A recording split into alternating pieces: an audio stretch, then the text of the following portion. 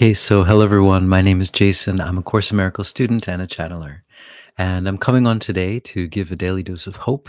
This is Daily Dose of Hope Day 51.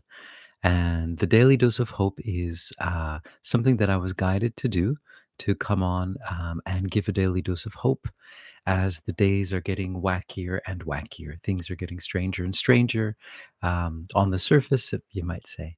Um, and so, anyway, I want to tell everyone thank you for watching, and it's nice to see you, and nice to see you again, and nice to meet you. Um, so today, I don't really have a big old spiel to say, nothing really to talk about in particular. I do have my lesson, A Course in Miracles, where I'm under no laws but God's. And in this lesson, they talk about the laws of, for example, good friendship, or the laws of medicine, or the laws of all of these different things, and all these things that we feel like we are under the law of.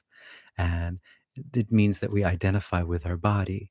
And so believing that, for example, for me, supplements, believing that a supplement will actually help my body is, in a sense, believing in magic, because I'm believing that um, I am a body.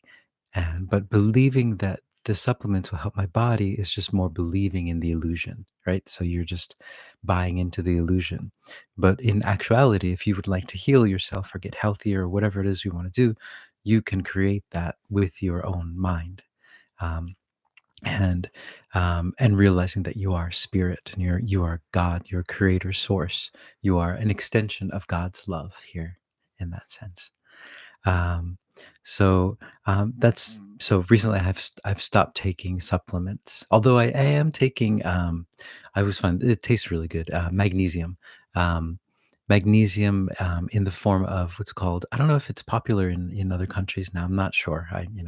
I'm living in Japan, so I don't know. But nigari, it's called Nigari, and it's the stuff. It's basically desalinated seawater, so you have all the minerals in there, but there's not none of the saltiness there. And they use this, and they've been using it in Japan for many, many years to make tofu. That's how you make tofu, with the bean curd, and then you put the nigari in it.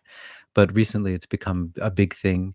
I imagine all over the world, where you can just put it into your drinks. So I just put it into my water bottle in the morning, and then I just drink it throughout the day, and it feels really good. So magnesium. I'm just taking magnesium because it makes me feel good.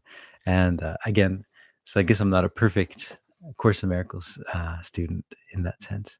But I am doing it just because it makes me feel good. I like the feeling of it. I think they used to, when I was a kid in the 80s, they used to put it in the milk. They used to put magnesium in the milk. And so when I was a kid, I used to drink so much milk, and I think it was just like craving the magnesium, more magnesium. Um, but anyway, so that's my story. um, so yeah, I'm just going to go into a channeling. So daily dose of hope, day 51. Guides, what do you have to say? What's yeah, what's the news for today? Here we go. Hmm. Greetings. We are that one that you know of as the Hathors, and we are here, and we have been working with this being for a very long time. And we have been working with him with frequency, with how to use frequencies to create differences in your world, how to use frequencies in order to heal emotions, in order to heal injuries, how to use frequencies to do many things that frequencies are not necessarily on the surface used for in your world at this moment. Understand that frequencies are very, very powerful. Frequencies have the ability to change everything. Frequencies are what the basis of your reality is based on. It's based on light, which is a frequency. And so as you travel, you might say up the dimensions, you'll find that the higher up you go, you'll go past the concept of bodies, of form, and you go into frequency of light and energy. And so frequency, which is sound, which is music, is a very, very powerful thing. And it has been placed, you might say, on the side of your society as something that you do as a crutch, as a way to escape your life. And it's been placed into this corner in your world. It only has a very small corner, and it doesn't have as much power according to that corner. Now, it has power in the sense that there are these idols, these stars that travel all over the world, and they play their music and they create these energetic structures. But what is happening a lot of the time with these energetic structures is they are um, the frequency is not the highest frequency that they could be broadcasting. There is another frequency that is being placed into that frequency in order to keep the overall frequency of the planet at a lower frequency, and that is what is happening. But you. If you could see the power of frequency to move things, the power of frequency to change things, the power of frequency to build, you can use frequency, you can use sound, you can use your voice to build, to create many beautiful things. Frequency is very, very powerful, and it's time to free frequency from the binds, from the bounds that it is in, that it has been in for the longest time. It's time for all of you to realize how powerful your own frequency is. That when you tune your frequency to the frequency of love, that you are broadcasting on a very, very strong frequency, and that is a frequency that will broadcast throughout the universe and throughout your world. And you would be surprised at how much change you can enact just by changing your frequency to one of love and jumping out of this lower frequency. You see, similar to what we can do, we are able to jump between frequencies. You also have this ability. You are very, very similar to us in that sense, that you can use your emotions as tools in order to shift different frequencies. For example, if you feel, for example, a sadness that you felt from a long time ago, and you call that up, you dial that up into your consciousness at this moment, you can feel that you can feel that sadness. That's your power. You are traveling into the past, and in the past, you are experiencing this emotion. You're bringing this emotion into the present. And so that is time travel, and that is also dimensional travel. And so you are doing this all of the time, even though you might not be aware of it, or at times you might not think that it is so special or important. But understand that this is a very, very powerful thing that you are doing, and not many beings are able to do this. You have this amazing ability, and you tend to believe that you are stuck inside your emotions, that the emotions control you, the anger that you can't let go of for days and days, the sadness that sticks with you, all of these things. These are the emotions controlling you, but there's no way that an emotion can control you. It has no being in that sense. It is just an object of sorts. It is just a tool. It is as if you think that the hammer, when you are hammering a nail, you think the hammer is controlling you. No, no, no. You are controlling the hammer. You can let go of the hammer whenever. You can stop. You can stop banging the hammer if you would like. It is just a tool. All of your emotions are just tools.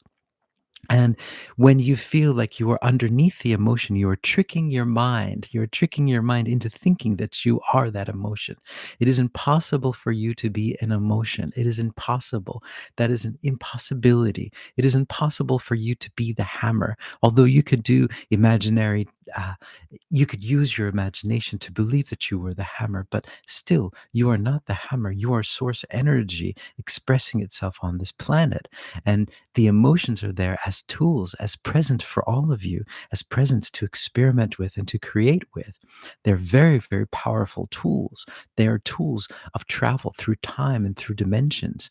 And so that is what we would like to say to you today about this, that your frequency is very, very, very powerful. Even when you feel sad, even when you feel down, you're creating a very strong power, a strong frequency.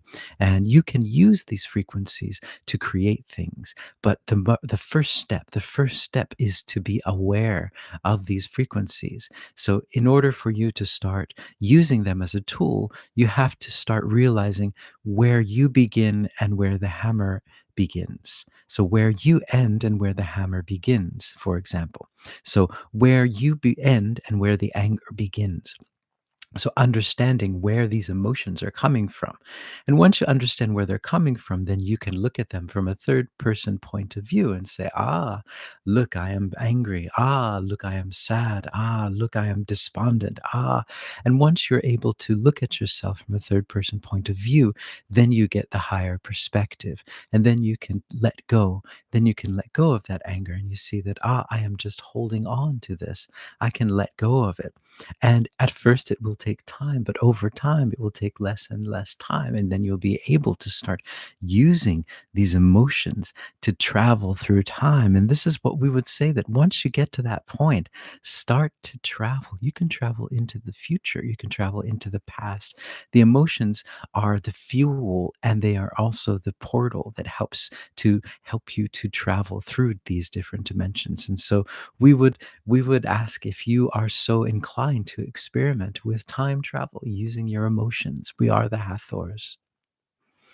Hmm. Hey, hello, hello. Uh, a cafe, a cafe 53. Hey, yeah, thank you for joining in. Thank you for listening in. I appreciate it. Um, so yeah, the Hathors don't usually come in these public broadcasts. They usually come in just privately. I talk to them almost every day. Talk to the Hathors and the Lathorians. But yeah, it's interesting that they came through today. Wonder if it's, yeah, I don't know. But anyway, thank you everyone for listening, and I hope you are having a hopeful day. And yeah, hopefully I will see you guys tomorrow. Ciao.